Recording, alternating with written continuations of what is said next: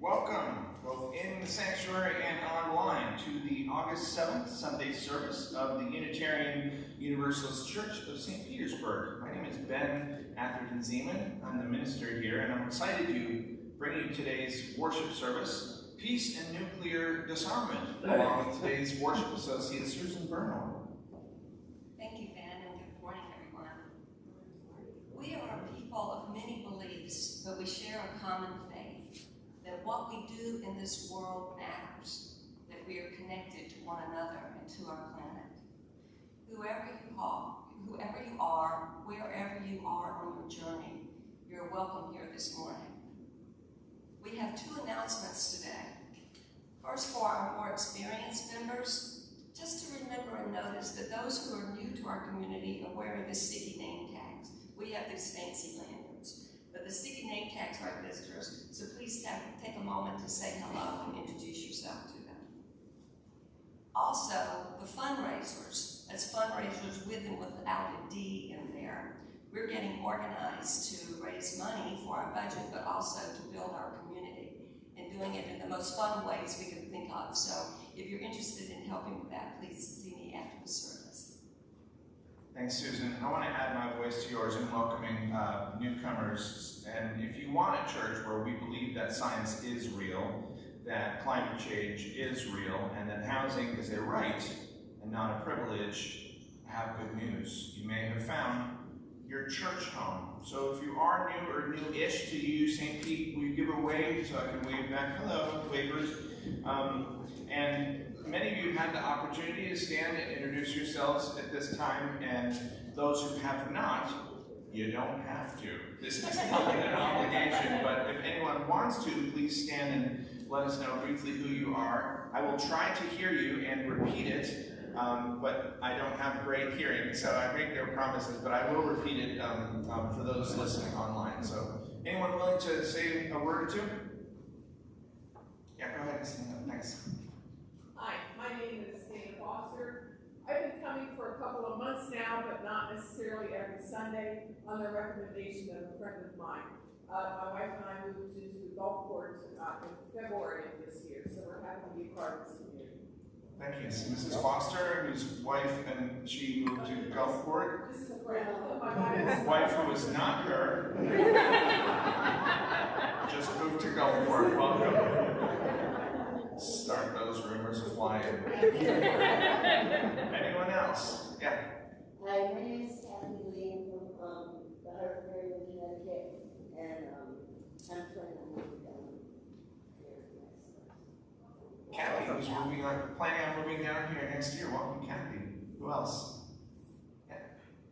Hi, I'm Carol Wilson. My husband, Gary Canale, was here last week, and I'm excited to be here. Carol, welcome. Husband of the self-designated stand-up comedian from last week. Welcome back to you, and welcome. Yeah. Hi, I'm Angela Yarber, and I'm here on behalf of my wife and two children who are home to check out the children's programming. Used to be a professor at Star King UU, so I'm excited to be around other new viewers here at St. Pete after moving here from Hawaii. Well, Guy Angela, who used to be a professor at Star King School, Divinity School for Unitarian Universalism, and for some reason moved from Hawaii here. Why wouldn't she? Yeah, what could be better than this? With her wife and kids, checking out the religious education program, which there will be none of today because it's an all-ages service. But religious education will return next week. Anyone else? Yeah. Hey. Hello again. I'm Eric Kaiser. I was here last Sunday. This is my second time here. I'm a partner. I moved down here from Pennsylvania, so we're still looking to find ourselves some good community people. So, great. Nice to see you again, Eric. Eric's partner, and he moved down here from Pennsylvania. It's his second week here. Good to see you again. Anyone else? Burning desire? Going once, going twice. Kelly Olson is not new, but she is live streaming today. Our greeters are Patty Kane Wood, Barbara and Tom Archibald, and Lucinda Zeman.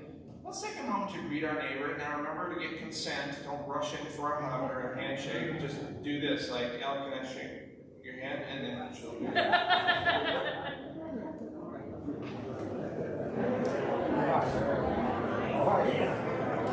Hell, can I really say is that just for show?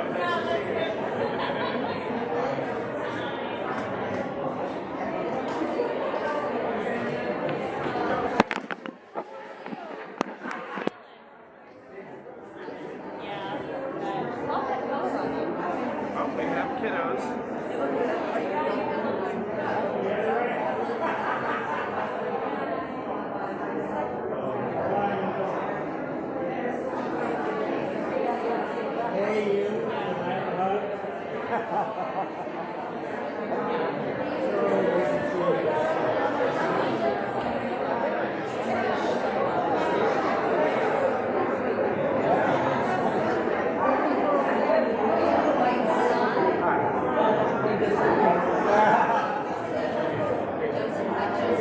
And greeting you again, Kelly.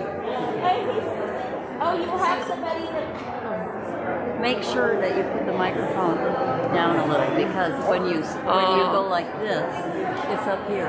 Okay.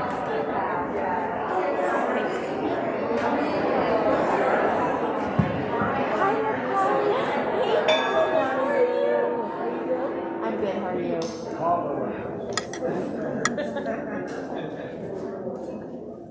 Let's get back together. Our flaming chalice is a symbol of Unitarian Universalism.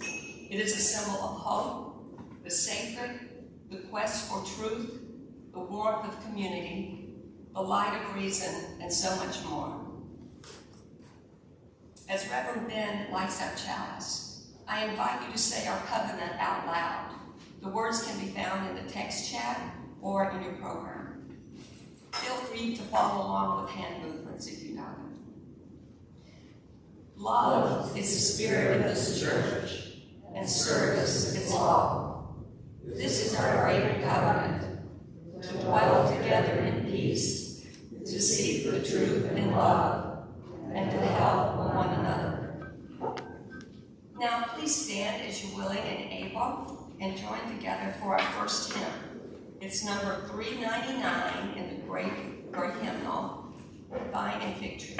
And I think Ben and Trish have some special directions for us. We do, but let's go through it unison the first time, and then we'll see if you're up for more.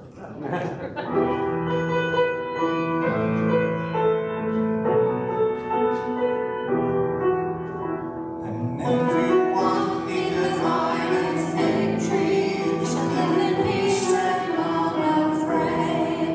And everyone in the vine and fig tree shall live in peace and unafraid. And to plowshares turn their swords, nations shall learn war no more. And to plowshares turn their swords, nations shall learn war no more. Okay, you did that. Let's try for more, shall we?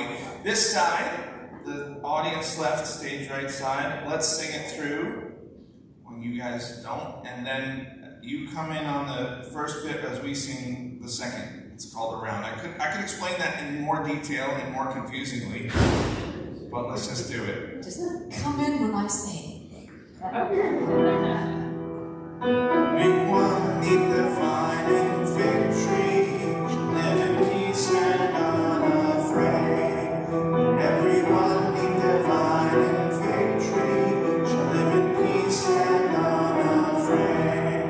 And everyone neath the plowshares fig tree shall live in peace and unafraid. And everyone neath the plowshares fig tree shall live in peace and unafraid.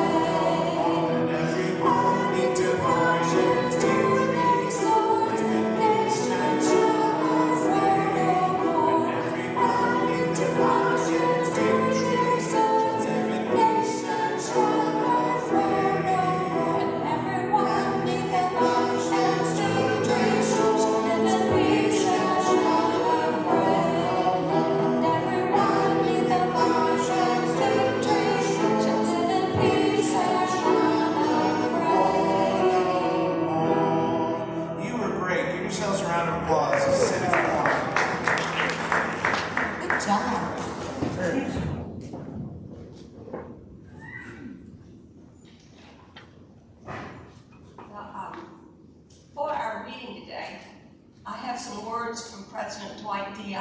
Burnore, the only Republican my Georgia grandfather would ever admit to voting for.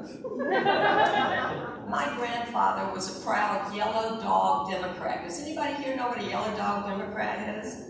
There are a few here. What it meant, if you were in Georgia at that time anyway, was that if the Democrats nominated a yellow dog for president, well, we'd vote for the yellow dog. And, times have definitely changed. But Eisenhower's appeal was based on his own personal decency and fairness, and his popularity crossed party lines. Before he left office in 1961, he made one of the most remarkable prophetic speeches ever given by an American president. A true soldier who knew enough to hate war, and a true leader who knew enough to mistrust those who would use war to make money. A few lines from Eisenhower. As we peer into society's future, we, you and I, and our government, must avoid the impulse to live only for today, plundering our own ease and convenience, the precious resource of tomorrow. We cannot mortgage the material assets of our grandchildren without risking the loss of their political and spiritual heritage. We want democracy to survive for all generations to come. We must guard against the acquisition of unwarranted influence, whether sought or unsought, by the military-industrial complex. The potential for the disastrous rise of misplaced power exists and will persist. We must never let the weight of this combination endanger our liberties or democratic processes. And finally, every gun that is made, every warship launched, every rocket fired signifies, in the final sense, a theft from those who hunger and are not fed, from those who are cold and are not clothed.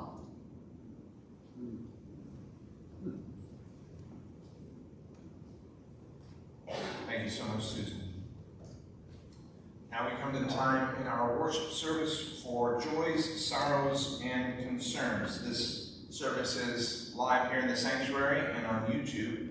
So YouTube friends, if you have a joy, a sorrow, or a concern, please type it into the text chat. The rest of you have cards in front of you that are about this big. So there's still time if you want to write your joy, your sorrow, or your concern and pass it forward, and Susan and I will read it.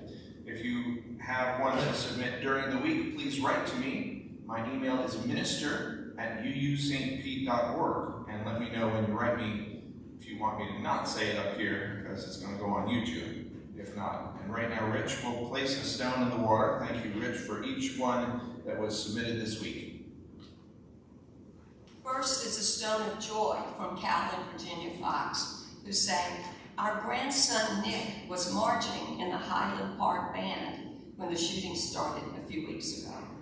They were all a block away and safe, and we're very grateful."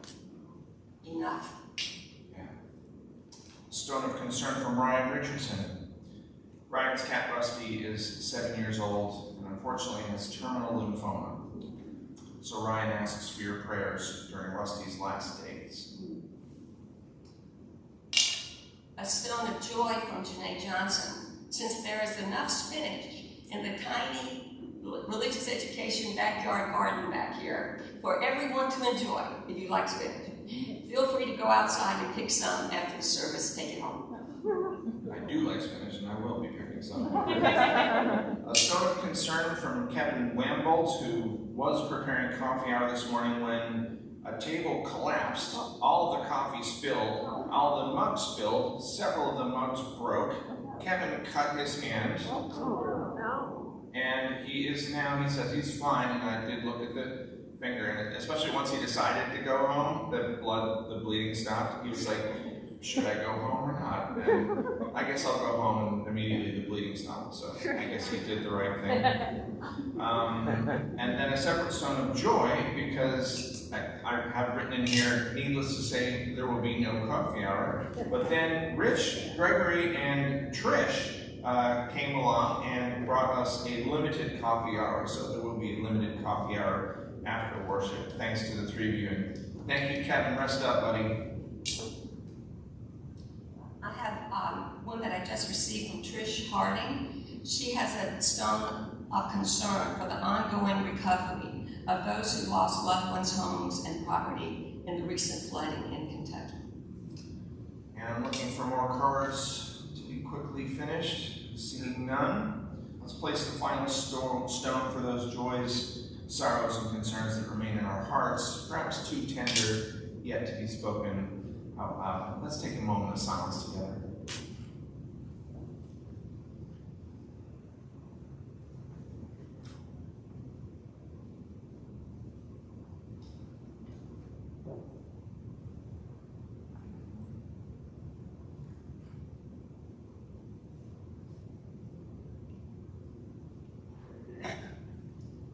Mystery is that we are connected even when we feel apart.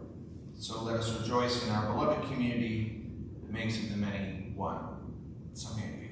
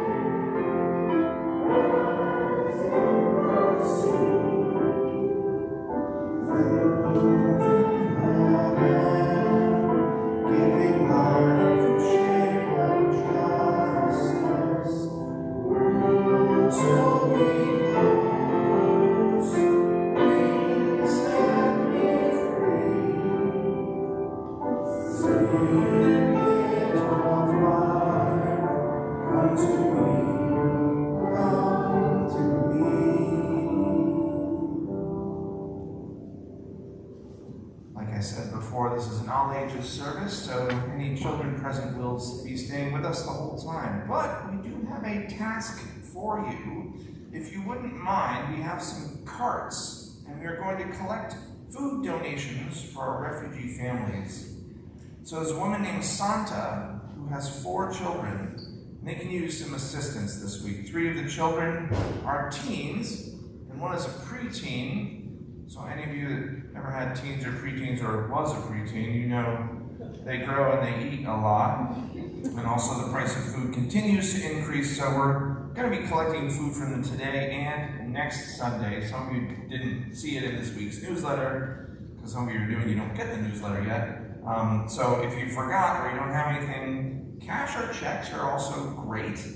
Gift cards to Publix, to Save a Lot, to other grocery stores are great.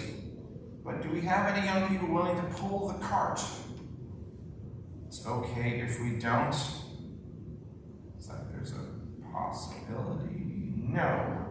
Trish, fortunately, will be our young at heart person to pull the cart. Please put any donations in the cart as it passes by.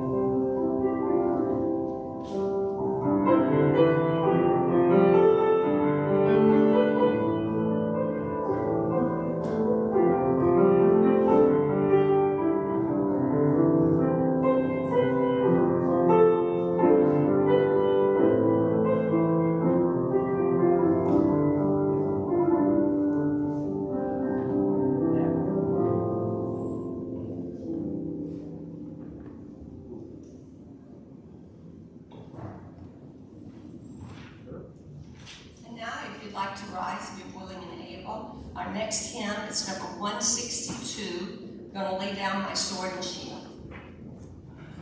162, please, guys.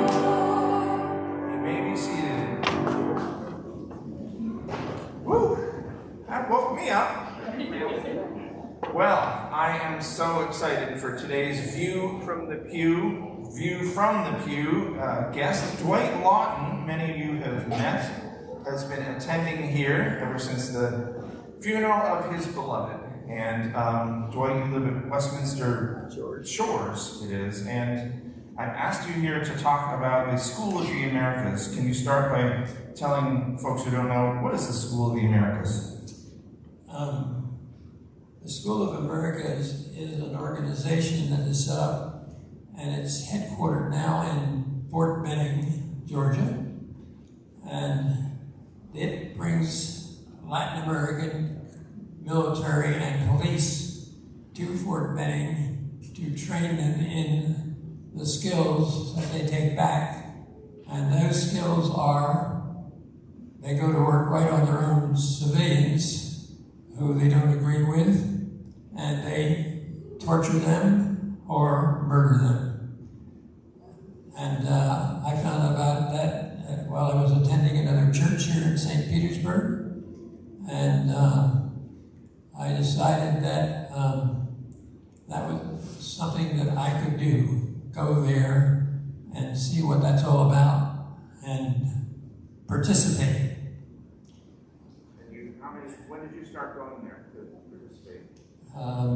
The date escapes me. I think it was 58. 1958. Yeah. Can't hear that. And 1958, and you joined some members of the cloth that were there, Daniel and Philip Berrigan from the Catholic Church and others.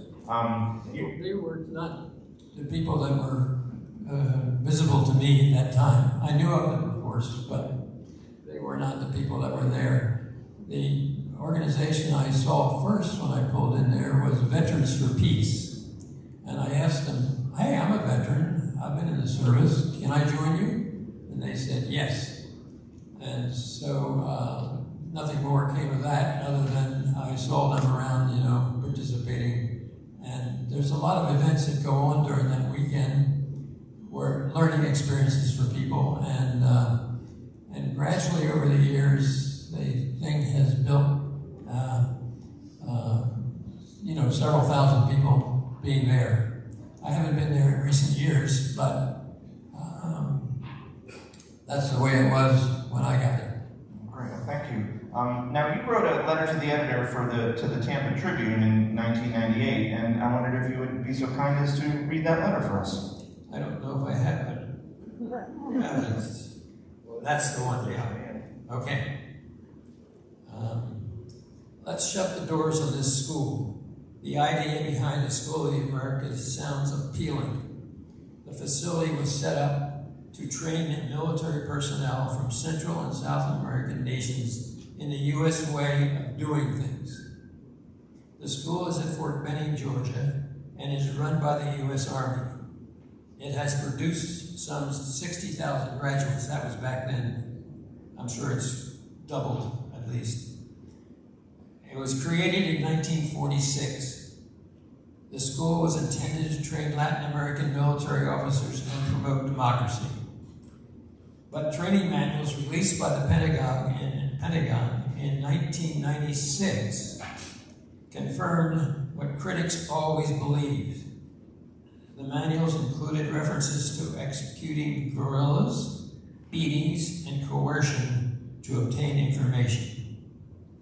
Not surprisingly, some of its products have been the most notorious marauders and thugs in Latin America, including Salvadorian death squad leaders Roberto de Obasan and Panama's Manuel Noriega.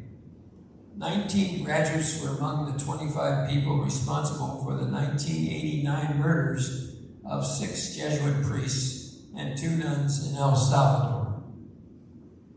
The school says it has changed. Its operators say it has purged the curriculum of torture, instruction, and now includes a section on human rights. Too late. Public trust has been lost. If the United States wants to influence Latin American leaders, there are far better ways to do this job. Congress is considering and has been considering closing the school. Congress should do it. The school is a Cold War relic, and its record is a bloody embarrassment to the American people. Thank you, Dwight. I appreciate that. Would you please join me in thanking Dwight for your activism along with other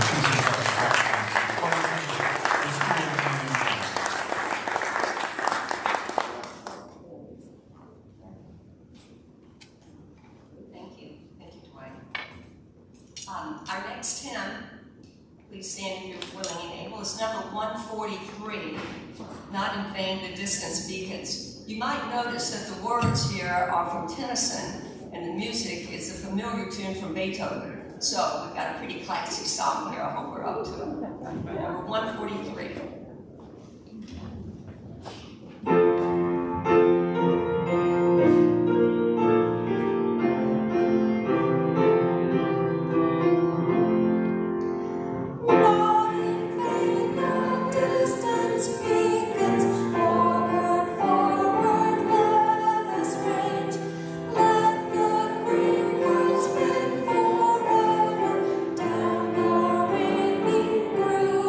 Change.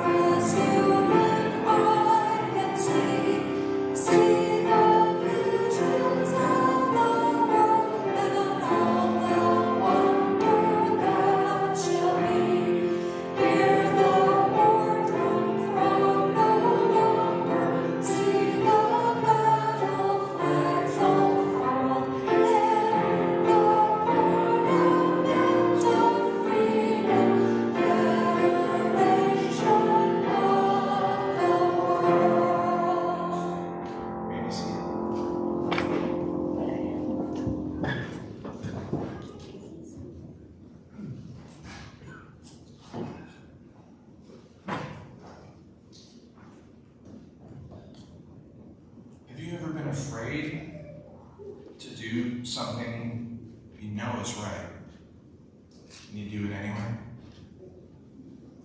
Have you ever been afraid to take a journey that you know you needed to take? You began it anyway.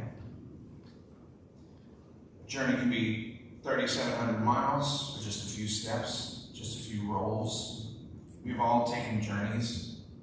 Coming to this church, starting a new job, attending a Pride March or a Women's March, having children, falling in love. I believe we know when we're called to take those steps. I believe we feel it. We feel a call burning in our heart. We know it's the right thing to do. We are not alone. And it changes us forever. In 1986, I was 19 years old, attending Cornell University. While Dwight was going to the School of the Americas, I was walking across the United States. I read about this great peace march for global nuclear disarmament. I keep this poster in my office, around the corner here. A group of people were planning to walk from Los Angeles to Washington, D.C. for the cause of global nuclear disarmament, and it lit a fire inside of me. I immediately signed up, and on February 15th, boarded an airplane that would take me from Ithaca, New York to Los Angeles.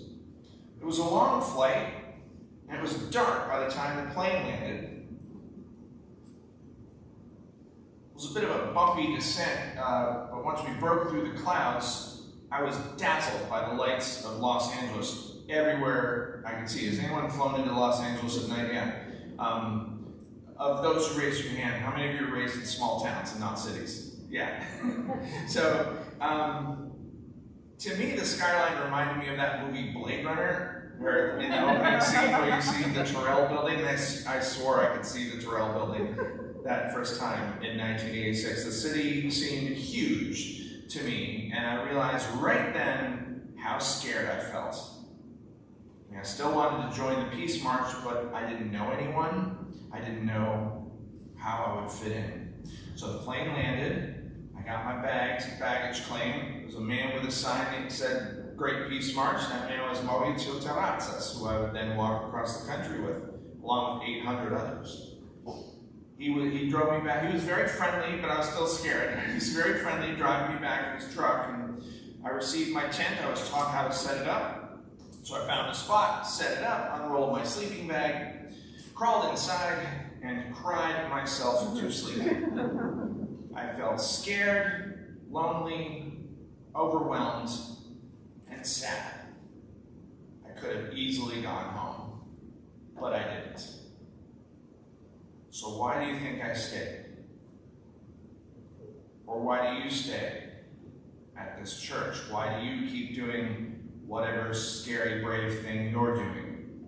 Why do you keep going on that journey? I'm serious. Tell me why you think you do it or I do it. And online and YouTube, please type into the text chat.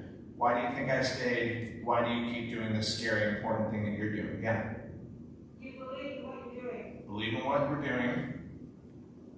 You're afraid of not doing it. Afraid of not doing it. I'd rather regret doing it than not doing it. I'd rather regret doing it than not doing it. Yeah. Dave? No, Pat? Bigger sense of purpose.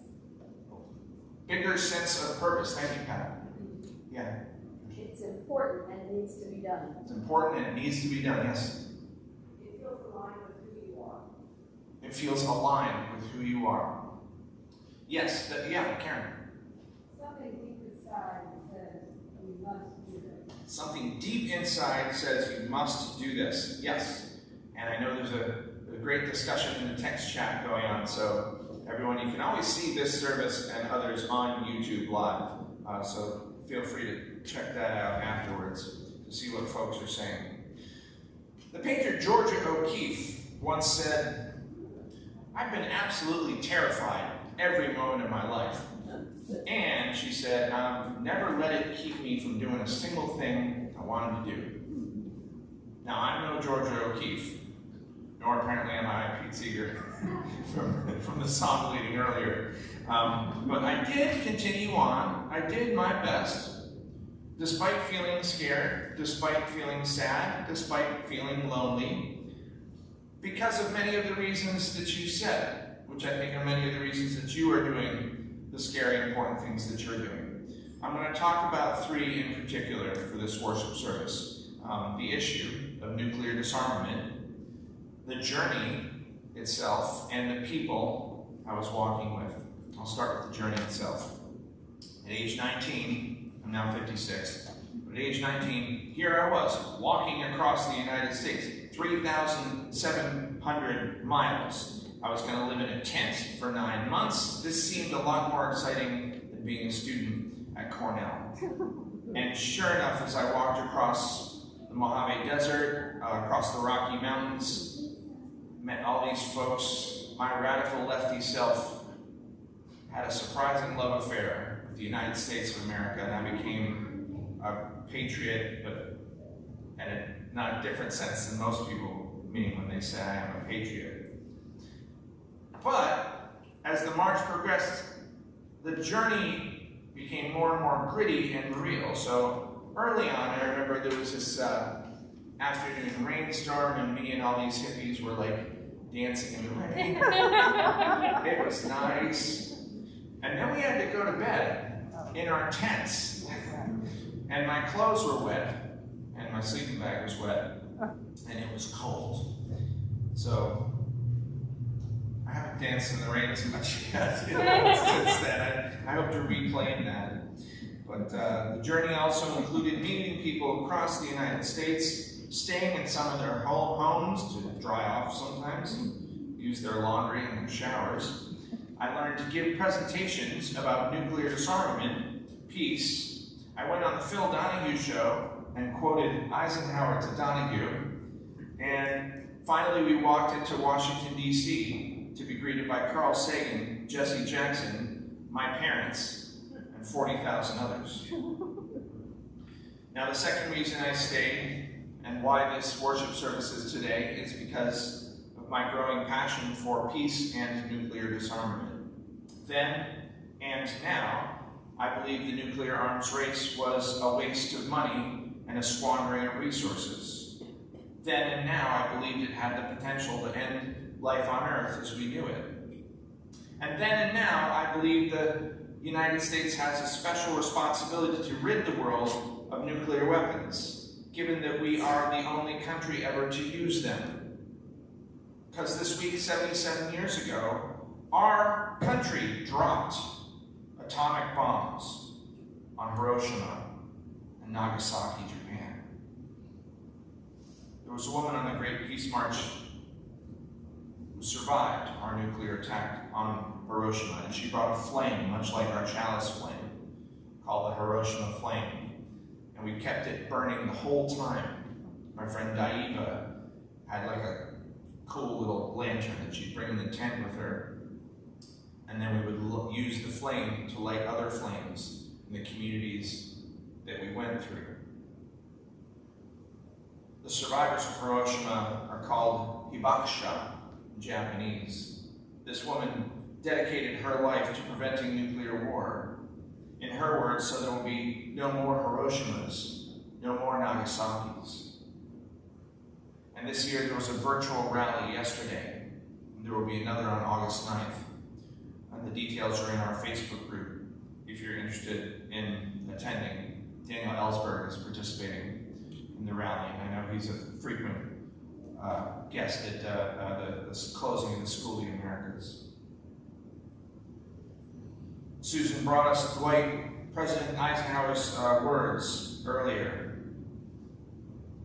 Every gun that is made, every warship launched, every rocket fired signifies in the final sense a theft from those who hunger and are not fed, those who are cold and are not clothed. Those folks are right outside in our lake. They come to the Friday sunset supper, and we steal from them in our quest for nuclear arms and war. Eisenhower said those words, theft, in 1953, and Susan's words in that quote about the military-industrial complex were in 1961. 1961, Unitarian Universalists familiar with our history will know, is the year of our merger. Exactly. Thank you, Barbara. The merger of the Unitarian and Universalist denominations in 1961 was followed immediately at our first General Assembly for both denominations by a general resolution to support nuclear disarmament and a nuclear test ban treaty. The resolution read, quote, "The continued production of armaments diverts energy and wealth from present human needs and postpones the rich future," in echo of Eisenhower's words. And many subsequent General Assemblies voted to ban nuclear testing, urged peace and nuclear disarmament, and even in 1985, support the Great Peace March for global nuclear disarmament. Was anyone there at General Assembly in 1985? Oh, thank you to those who weren't here for supporting the Peace March. The existence of nuclear weapons is contrary to our first principle, the inherent worth and dignity of every person. How can we claim to value human life when we amass weapons of mass destruction? If we're to live out our first principle, let us work for a world free of nuclear weapons. Indeed, let us work for a world free of war itself. Now, the third reason I stayed on the Peace March is because of the people on the march with me. Our seventh principle speaks of the interdependent web of all existence, of which we are a part, and I first began to appreciate that as a 19 and 20-year-old as part of Peace City, this mobile village of 800 to 2,000 people that walked 15 to 25 miles each day, did all the jobs found in a village that size, making our food, educating our children, cleaning our porta potties. We had a mobile radio station, a daily newspaper, the Peace City News, and two major musical groups and a bunch of other smaller musical groups that wrote and performed their own songs about peace, and for the Wild Women for Peace performed songs about feminism, which led me to my subsequent entry into the intersectional feminist movement. I worked and lived alongside these amazing people for 9 months. In many ways, they shaped me into the person I am and the minister I'm becoming. We had several Unitarian Universalists on the march, including several ministers or ministers-to-be. Our march dentist, Mordecai Roth, the late, great Mordecai Roth, made that very chalice for UU St. Petersburg. There was a man named David Petit, who became the Unitarian Universalist Association's ministerial credentialing director. Reverend Stephanie Nichols became our minister for Lucinda and myself when we were in Framingham, Massachusetts. And my friend Phil Schulman will be ordained as a UU minister next month. Phil, if you're watching, I'm looking forward to your ordination. I would not be preaching today at age 56 if it weren't for those people who influenced me at age 19. I wouldn't have met them at all if I had gone home or stayed home instead of walking on the Great Peace March. So my journey across the United States turned out to be the beginning of my ministry. The journey that began with this scary flight to Los Angeles led me to the Boston University School of Theology, which led me to the Unitarian Universalist Church, St. Petersburg. I can only imagine, Dwight, who you have met in all the years going to the School of the Americas at that encampment, or all of you in the scary but essential journeys that you've taken in your lives. Who have you met? Who has shaped you? Who has influenced you? Who have you met on the journeys that you were afraid to take, but you did it anyway? How did they shape you? And what issues compel you to act despite your fear? Is it nuclear disarmament, School of the Americas? Is it rent control and affordable housing? We have a city council meeting on Thursday at 1:30 to discuss rent control and affordable housing. Is it reproductive justice, Black Lives Matter, marriage equality, Immigration? Is it climate change? Have you ever been afraid to do something that's right, but you did it anyway? Have you ever been afraid to take a journey that you know you needed to take, and you began it anyway? The journey can be 3,700 miles or just a few feet. You'll know when you're called to take these steps, to go this distance. You'll feel it burning in your heart. You'll know it's the right thing to do. You won't be alone. And it'll change you forever. Amen. Ashe. Blessed be.